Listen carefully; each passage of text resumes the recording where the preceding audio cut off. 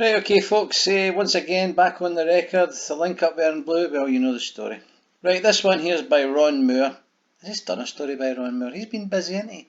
Anyway, it says here, violent thug battered two men and punched female cop in Wild Street Rammy in front of a terrified child. It took 5 cops to restrain Adam McManus, who spat on the cops on Maple Drive in Johnstone. And there's the man there, Adam McManus. Right, okay, here we go, let's read this. An out of control thug battered 2 men and the cops in a frenzied street brawl in front of a terrified child. It took 5 officers to restrain him. Adam McManus, after he choked a man as a young boy looked on. McManus rained punches and throttled Marion Rozek before turning on a neighbour, John Cassidy, who had intervened in a bid to calm him down. Paisley Sheriff Court, they're busy along at that Paisley Sheriff Court. I think I'm going to have to go along there and take some notes. Heard the thug then assaulted 2 police officers. I'm not going to call him a thug, I'm going to call him the berserker.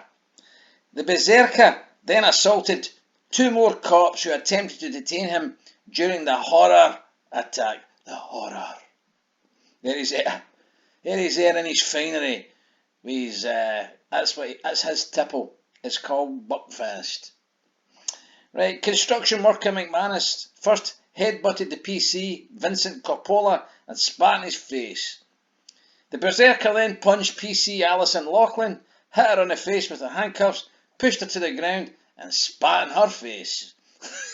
It took another 3 cops to subdue the berserker and arrest him during the incident. Prosecutor Kerry Marshall told the court that a woman in Maple Drive, Johnstone, heard shouting outside her home and spotted McManus on the road with Mr. Rozek. Miss Marshall added the pair were shouting at one another. The accused, the berserker, got closer to Mr. Rozek, and that's what he was trying to do, and punched him in the gub. The accused placed his hand around the reclaimer's neck and began to choke him. During this, a child was standing next to him. Nobody noticed the child, of course.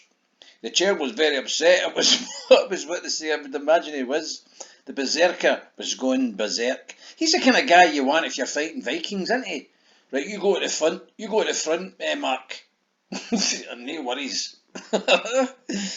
Right, okay. The court heard Mr. Rozek try to defend himself and asked the boy to run indoors. However, the attack continued. Mr. McManus the berserker, repeatedly punching him and spitting at him. So a wee guy called Cassidy came out trying to calm him down. Unfortunately for Mr. Cassidy, the berserker turned on him. He struck him in the face, punched him in the face repeatedly, and repeatedly punched him in the body.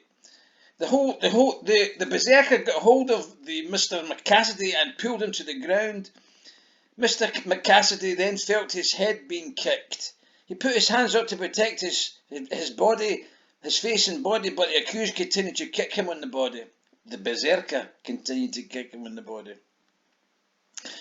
The court was told the mob, Constable Coppola and Laughlin arrived and tried to arrest the berserker, but then he attacked them both. Mr. Marshall said, police witness Laughlin and Coppola attempted to handcuff the berserker. Coppola was behind and Laughlin was in front when the accused rear head-butted Officer Coppola with such force, causing him to lose his grip, stagger and fall backwards. This, of course, let the berserker loose to attack the other cop who was now in front. It should be noted, they've said here, that the berserker is taller, or quite a good bit heavier, bigger build and stronger than both police witnesses dealing with him at the time. But that's not really an excuse, is it? Do they not know jiu-jitsu? The berserker began punching police witness Laughlin with both hands, one of which had a handcuff on it. He tried to run away, then ran back and pushed the police witness Laughlin into a fence, causing her to fall.